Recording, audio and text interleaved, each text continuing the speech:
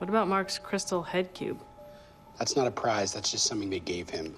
You know nothing, Mark S. But seriously, forget everything that you know about Allentown, because you need to relearn everything right now. A lot of the content surrounding Mark's head cube is misleading, relying too much on our understanding of Season 1. But now that we've seen Season 2, it's time to reassemble the pieces and figure out why it matters in light of recent events. In this video, we're going to discuss the timeline of Severance, the head figure, the Allentown file, Miss Casey on the severed floor, Cold Harbor of course, and ultimately what to expect in Season 3. Before we dive in, here's your spoiler warning. The video contains spoilers for both seasons of Severance, up to episode 9 of Season 2. If you haven't caught up yet, please proceed with caution. Alright, let's talk about Allentown. But before we go all in, know that it's not the only perk of its kind. There's one more, and I've covered this in a separate video, which I highly recommend checking out. Both of these perks are crucial to understanding why Mark S is such an important refiner for Lumon. There's also this weird thing about Dario R, but that's too complicated for this video, we're gonna save it for another one. So let's break down what Allentown actually is. Lumon offers completion prizes to MDR employees, as we see in a Season 1 pamphlet. For example, the music dance experience was a reward for 75% completion of Helly's first file. It's an MDE. She got to 75%. These prizes rotate over time though. Irving recalls a period when they got nothing for completing files. An insight that makes sense since he's the group's senior member and has been there the longest.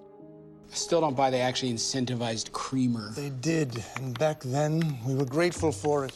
To put in an honest day's work and not get a children's breakfast in return.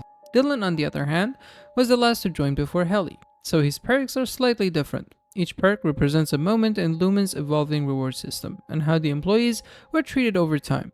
Whether for better or worse, Lumon has been switching up its perks constantly.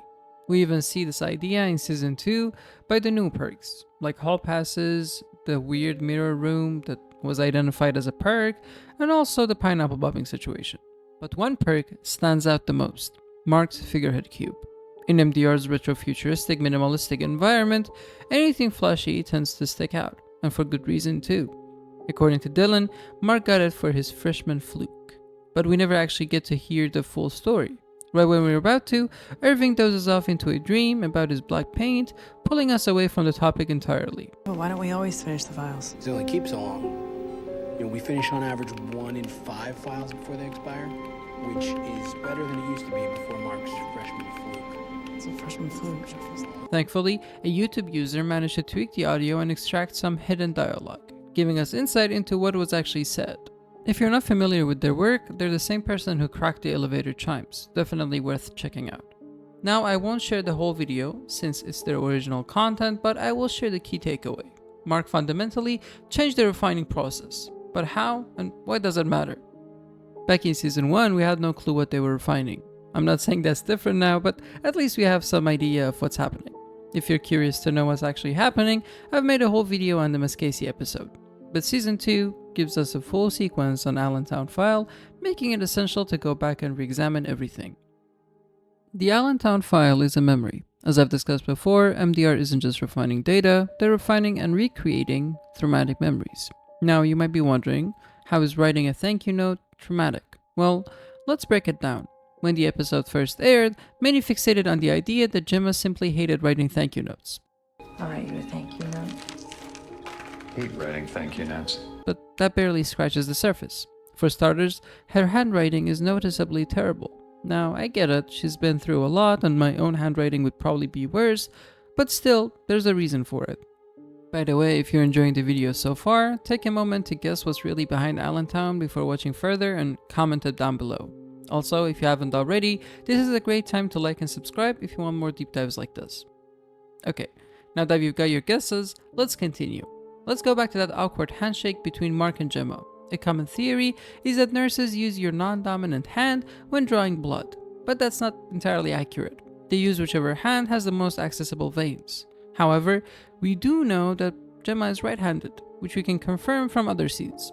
So when she writes the thank you notes, she's using her non-dominant hand. Now, writing one note with your off hand is annoying, but writing hundreds, that's outright miserable. But here's the thing. That's still not why it's actually traumatic. The real reason? Well, Gemma disappeared during Christmas. Allentown is essentially Gemma's final memory before Lumon took her. What we're seeing on screen is the last moment Mark and Gemma shared together. That's why this event is deeply traumatic for both of them. The testing floor rooms are being used to test reintegration, running the process back to back using multiple innies rather than the usual 8-hour cycle of just one innie. The idea is to see if any emotional residue seeps through to Gemma. Now let's talk about this chilling exchange. I love you. I said. Oh, no, I love you too, and I'm sorry. Not only is this their final conversation, but it happened during Christmas. That's why Dr. Mauer recreates it right before Gemma leaves the Allentown room, which is terrifying.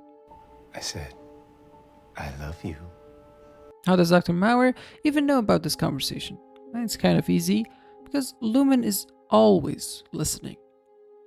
The same exact thing happened with Fields and Bert. And the pastor says, as if he'd been listening to our conversation. Which raises another question. What was each character going through right before the severance procedure? What pushed them to take the deal? I mean, we know Mark's reason.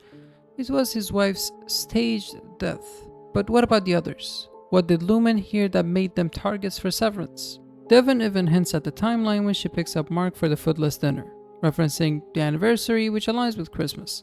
Also, I know we're nearing the anniversary, so I just thought maybe you'd want to be around people. That means season 1 was leading right up to Christmas, with the Egan family gala and the OTC taking place just before. Now that we understand Allentown, let's go back to Mark's head figure. Mark got it because he was so overwhelmed by grief, loss, and trauma that his subconscious perfectly reconstructed every detail of the file.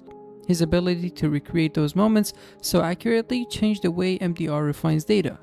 And this brings up another question. Dario R also received a wooden head figure. Was he one of the first employees back when Lumon was still primitive? Before fancy perks, when they only had brooms for figures and ropes for elevators? But how is he still alive if that's the case? But there's still one thing eating away at me. What we just talked about means that everything, essentially Mark's grief, his unraveling, and all of it is tied to Christmas. And here's why it matters. Cold Harbor is not Gemma's final memory. If anything, her last memory was Allentown. So Cold Harbor must be something else. It will still result in Gemma's death, but not in the way that we think it does.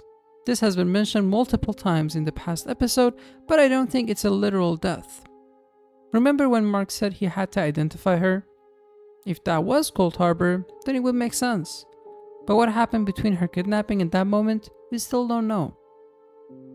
Did Cold Harbor happen after her disappearance? Could it be a memory from Mark's time at Lumon? Or could Cold Harbor not even be his trauma? Well, that doesn't just sit right with me, because why would they make him refine someone else's memory? So what do you think is behind Cold Harbor? These might be our final days of theory crafting before the finale, so I'm curious. What are your thoughts, theories, and wild guesses? And what about the other employees? Wouldn't it be incredible storytelling if we learned about their past lives through their freshman files? Isn't that a great plot for season 3? Or what was Helly's first memory when she arrived? Thank you so much for watching. That's all I have for this video. But stay tuned for more as we head towards the end of season 2. I'll catch you in the next one, but until then, take care and stay safe.